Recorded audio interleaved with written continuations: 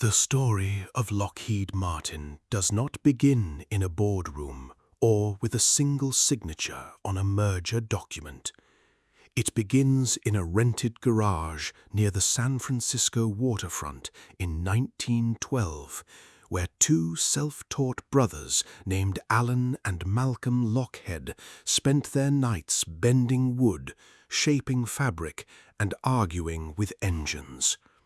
That same year, 400 miles south in Los Angeles, a serious young man named Glenn Luther Martin was building airplanes inside a rented church, encouraged in part by Orville Wright himself. The two enterprises had no contact with each other, no shared investors, and no common purpose beyond a shared faith that the air above the United States was about to become an industrial frontier. Their parallel paths, born in the same calendar year, would not formally converge until 85 years later. Yet, from that first moment, the institutional DNA that would eventually become Lockheed Martin was already being written into the early American century, in seaplanes built by hand and bombers sold to a War Department that barely knew what it was buying. The Loughead brothers incorporated the Alco Hydro Aeroplane Company on December 19, 1912, financed by $4,000 from Max Mamlock of the Alco Cab Company. Their Model G seaplane first flew over San Francisco Bay on June 15, 1913, reaching an altitude of 300 feet and a speed of about 60 miles per hour. The company struggled, went dormant, and was revived in 1916 as the Loughead Aircraft Manufacturing Company in Santa Barbara, where a 20-year-old draftsman named John Knott Kuhn took his first job in aviation. The F-1 flying boat they produced flew non-stop from Santa Barbara to San Diego in 1918, setting an American seaplane distance record. Glenn Martin, working in parallel, incorporated the Glenn L. Martin Company on August 16, 1912, merged briefly with the Wright Company in 1916, and then reincorporated in 1917 to deliver the MB-1 bomber to the United States military. Both enterprises learned the same hard lesson early. In American aviation, peacetime markets were thin, and the government was the only buyer with the appetite to fund what was technically possible. The Loughead operation collapsed in 1921, unable to survive the post-war contraction. Allen returned to aviation only in 1926, founding the Lockheed Aircraft Company in Hollywood with backing from brick manufacturer Fred Keeler and chief engineer Jack Northrop. The name was respelled phonetically because customers and reporters could not pronounce Loughead correctly. The new firm relocated to Burbank in 1928 and produced the Vega, a sleek four-passenger wooden monoplane that became one of the most celebrated aircraft of the interwar period. Amelia Earhart flew a Vega across the Atlantic in 1932. Wiley Post completed the first solo flight around the world in a Vega in 1933. Keeler sold a controlling interest to Detroit Aircraft Corporation in 1929, just before the Great Depression destroyed the civilian aviation market. When Detroit Aircraft went bankrupt, a syndicate led by brothers Robert and Cortland Gross purchased the Lockheed assets out of receivership in 1932 for $40,000. Alan Loughead himself had tried to bid for his own company, but with only $50,000 in hand, he judged the sum too small to be taken seriously. He never controlled the firm that carried his name again. Under Robert Gross, renamed chairman of the new Lockheed Aircraft Corporation in 1934, the company began the climb that would define the 20th century. The Model 10 Electra, developed for $139,400, gave Lockheed a foothold in commercial transport. By the late 1930s, the firm was tooling up to build Hudson reconnaissance bombers under a British contract, work that helped sustain the company in the years before American entry into the Second World War. In July 1938, a small group of engineers under a young aeronautical mind named Clarence Leonard Johnson, known universally as Kelly, began work on a prototype that would become the P-38 Lightning. The Lightning was a twin-engined, twin-boom fighter with a distinctive silhouette, fast enough and ranged enough to operate across the vast distances of the Pacific Theater. Roughly 10,000 P-38s were built during the war. They escorted bombers, conducted reconnaissance, and on April 18, 1943, intercepted and killed Japanese Admiral Isoroku Yamamoto over Bougainville. The Lightning placed Lockheed and Kelly Johnson at the center of American aerial power. In June 1943, with the Army Air Forces alarmed by German jet development, Lockheed received a letter of intent for a jet fighter prototype. There was no spare engineering space at Burbank. Johnson assembled a hand-picked team and worked from a rented circus tent beside a foul-smelling manufacturing plant. An engineer named Irving Culver, joking with a co-worker, answered the phone one day with the words "Skunk Works," a reference to a moonshine still in the Lil Abler comic strip.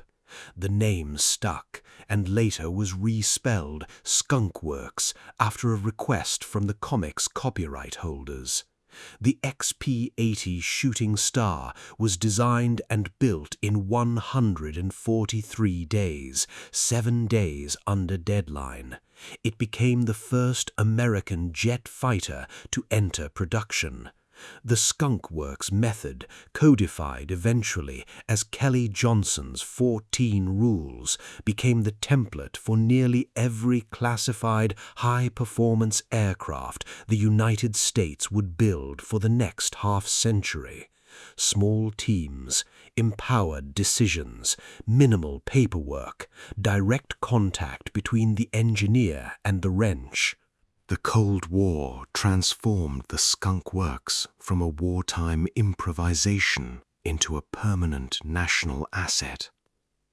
In the early 1950s, the Central Intelligence Agency needed an aircraft that could overfly the Soviet Union at altitudes above the reach of any known interceptor or surface-to-air missile. Johnson's team delivered the U-2 in 9 months from contract signing. It first flew in 1955 and routinely operated above 70,000 feet, photographing Soviet military installations with cameras of unprecedented resolution. The program was so secret that test flights at Groom Lake in Nevada, the site that would later be known publicly as Area 51, were conducted under cover names and falsified flight plans. On May 1, 1960, Soviet forces shot down a U-2 piloted by Francis Gary Powers near Sverdlovsk, exposing the program publicly and reshaping U.S.-Soviet diplomacy for years. Yet the U-2 remained in service in modified forms for decades, a testament to how far ahead of its time the original design had been. The U-2 had barely entered service when Johnson and his team began work on its successor. The aircraft that emerged, designated A-12 by the CIA and SR-71 Blackbird by the Air Force, was a structural and thermodynamic challenge unlike anything in aviation history. Sustained cruise at Mach 3.2 above 85,000 feet generated skin temperatures of up to 1,300 degrees Fahrenheit. Aluminum was inadequate. The airframe was constructed largely of titanium, much of it sourced through covert channels because the Soviet Union was a primary producer of the metal. The fuel had to be specially formulated to resist thermal decomposition. The Blackbird flew operationally from 1966 until 1990 and again briefly in the late 1990s. No SR-71 was ever lost to enemy action. It remains, more than 60 decades after its first flight, the fastest and highest-flying air-breathing manned aircraft ever to enter operational service, a record that is increasingly unlikely to be broken in the current era. While the Skunk Works produced the headline aircraft, the broader Lockheed enterprise was building the workhorses that defined American power projection. In 1951, the Air Force issued a specification for a medium tactical transport that could operate from rough, unprepared airstrips. Lockheed won the competition. The C-130 prototype first flew from Burbank on August 23, 1954, with Kelly Johnson flying chase in a P-2V Neptune. The C-130 Hercules entered service in 1956 and never left. As of the mid-2020s, more than 2,700 C-130s in over 70 variants have been delivered to roughly 63 nations, giving the type the longest continuous military aircraft production run in history.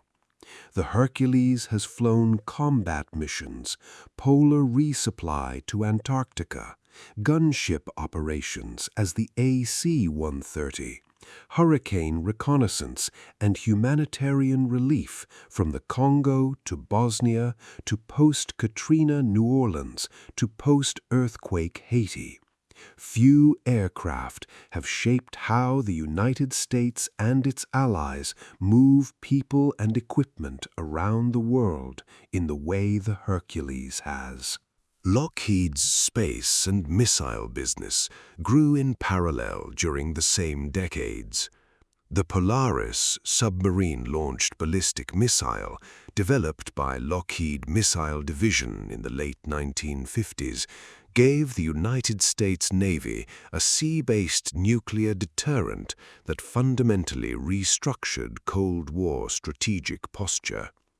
Polaris was succeeded by Poseidon, deployed in 1971, and then by the Trident I in 1979 and the Trident II in 1990, the latter of which remains in service today on American and British ballistic missile submarines.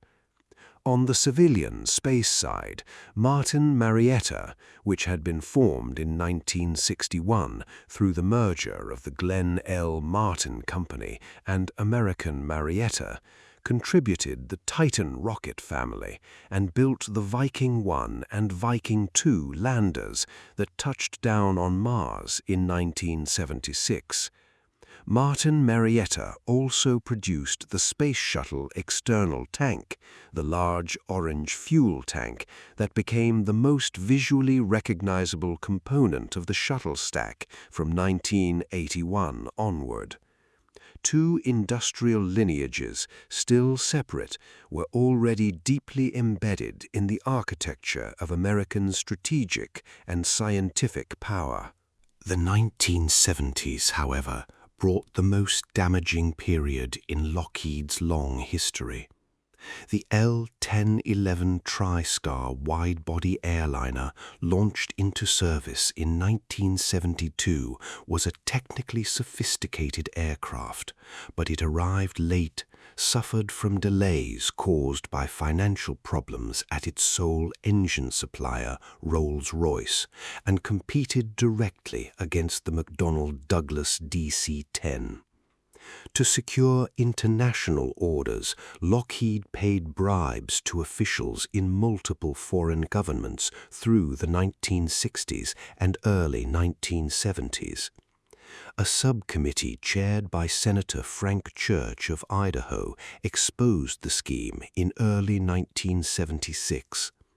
Lockheed admitted to roughly $22 million in foreign payments, including approximately $3 million routed to associates of Japan's Prime Minister Kakue Tanaka in exchange for all Nippon Airways' purchase of 21 TriStars. Funds also flowed to officials in West Germany, Italy, the Netherlands, and Saudi Arabia. Chairman Daniel Horton and President Carl Kottchen resigned on February 13, 1976. Tanaka was arrested in Japan, becoming the first former Japanese Prime Minister to be taken into custody. The fallout contributed directly to the passage of the Foreign Corrupt Practices Act, which President Carter signed into law on December 19, 1977, criminalizing the bribery of foreign officials by American persons and entities. The financial damage was severe. Lockheed had already required a federal loan guarantee under the Emergency Loan Guarantee Act of 1971, an unusual intervention that placed up to $250 million of guaranteed credit behind the company. Production of the TriStar ended in 1984 after only 250 aircraft were built, well short of the break-even point.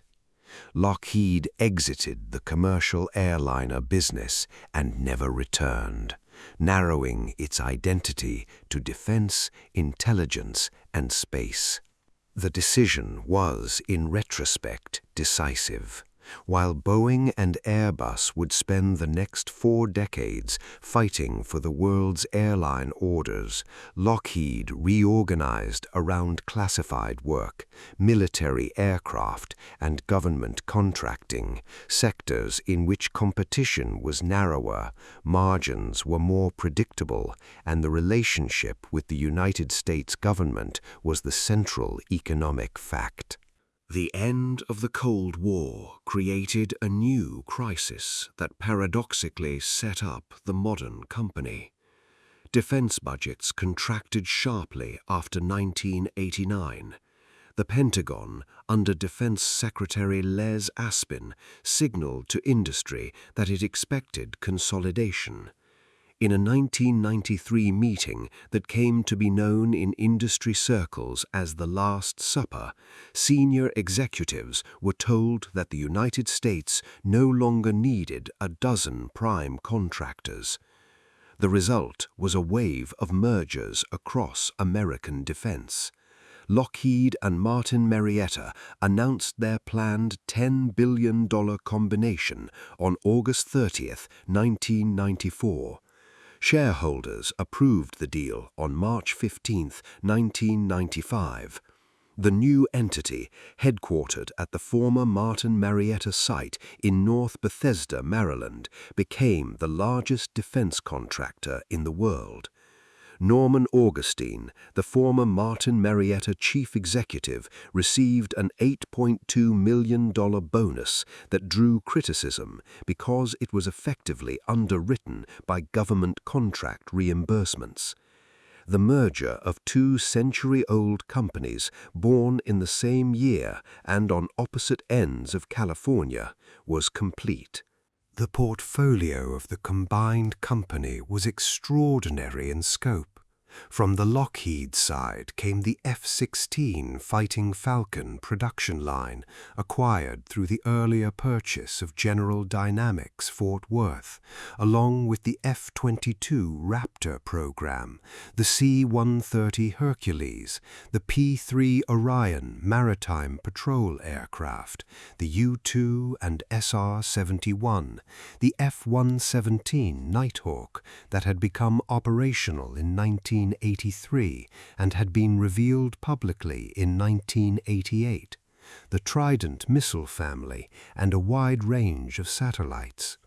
From the Martin Marietta side came the Titan rocket family, the Space Shuttle External Tank, management of Sandia National Laboratories, and a portfolio of military electronics and missile systems.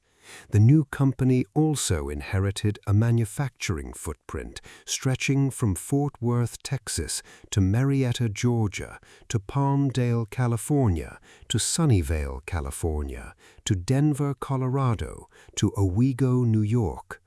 It was, by any measure, the most consolidated single concentration of American aerospace and defense capability ever assembled under one corporate name. The first major program of the new era was the F-22 Raptor, an air superiority fighter developed with Boeing and Pratt & Whitney.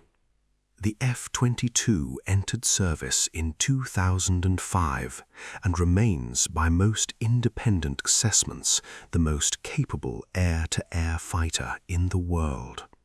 Production was capped at 187 combat aircraft in 2009, a decision driven by cost considerations and the assumption that the post-Cold War threat environment no longer justified larger numbers.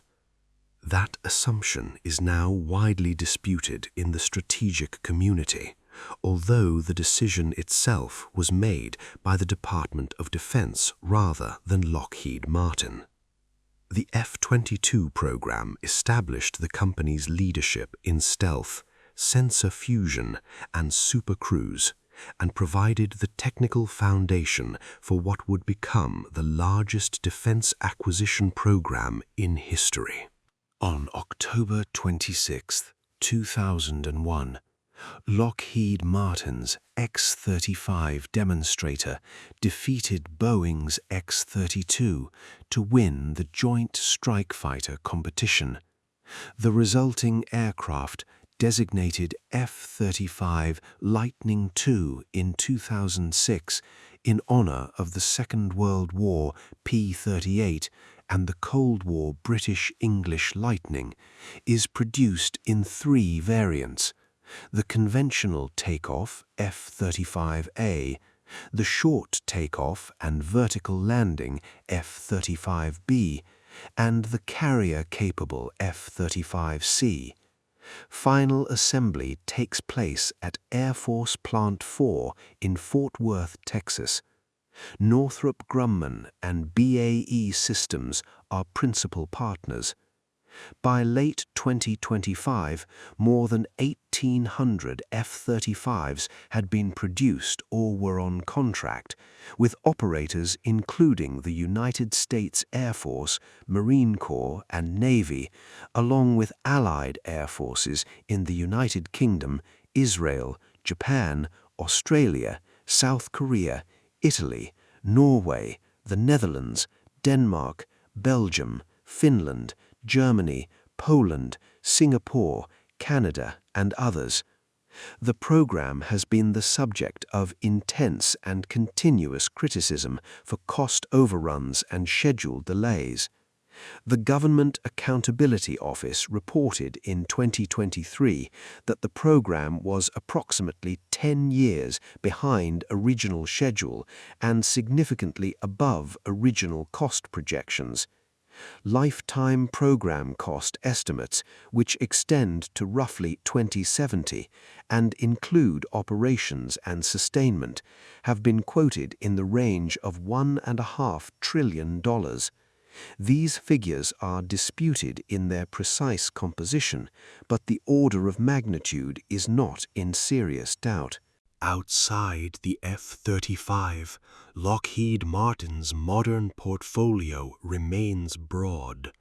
The company is the prime contractor for NASA's Orion crew vehicle, originally awarded in 2006 under the Constellation program and continued under the Artemis program to return American astronauts to the Moon. Orion completed an uncrewed lunar flyby aboard Artemis 1 in late 2022.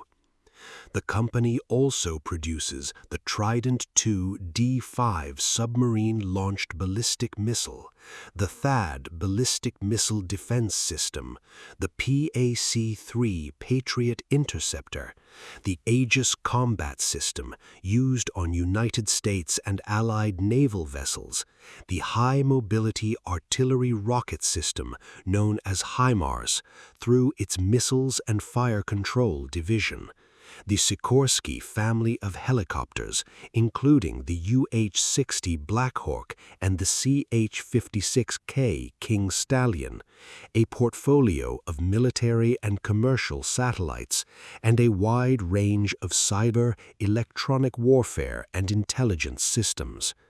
Roughly half of the company's revenue, according to multiple public estimates, comes directly from the United States Department of Defense, with additional substantial revenue from NASA, the Department of Energy, and foreign military sales. The financial scale of the modern company would have been difficult to imagine from the vantage point of the 1912 garage.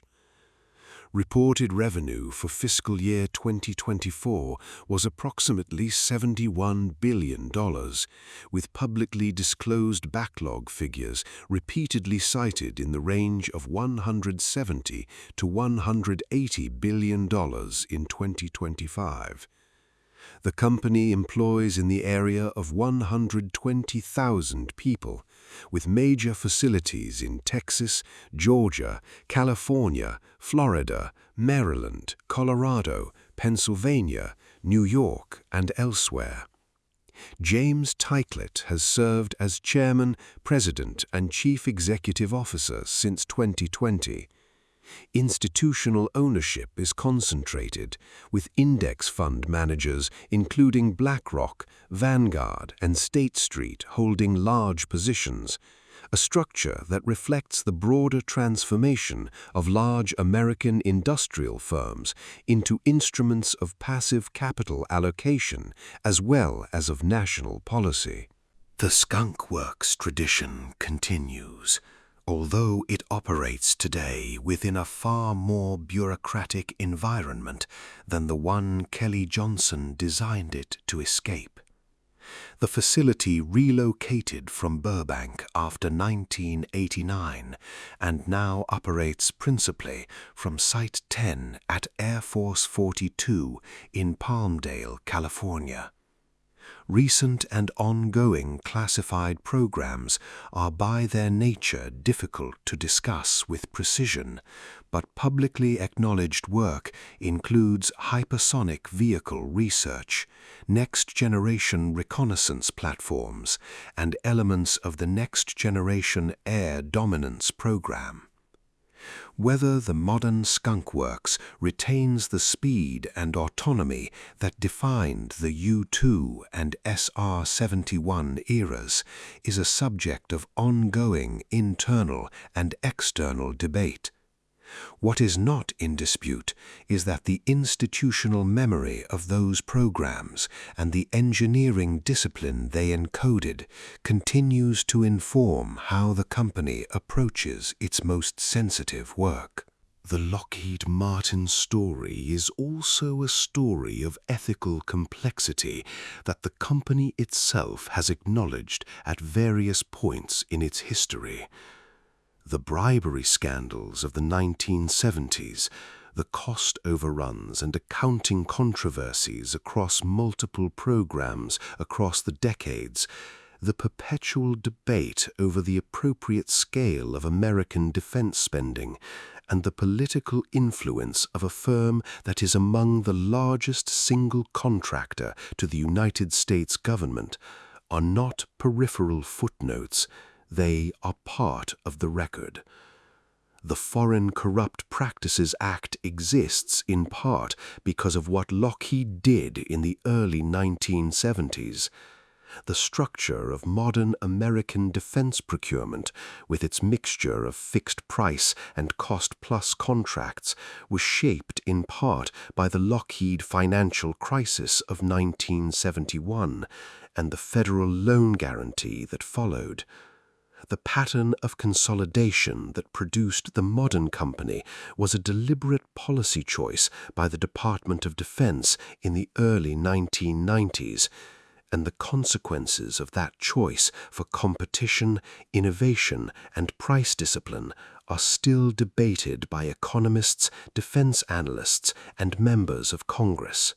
What can be said with reasonable confidence is that the institutional thread connecting a wooden seaplane in San Francisco Bay in 1913 to a stealth fighter rolling off the line in Fort Worth in 2026 is unbroken.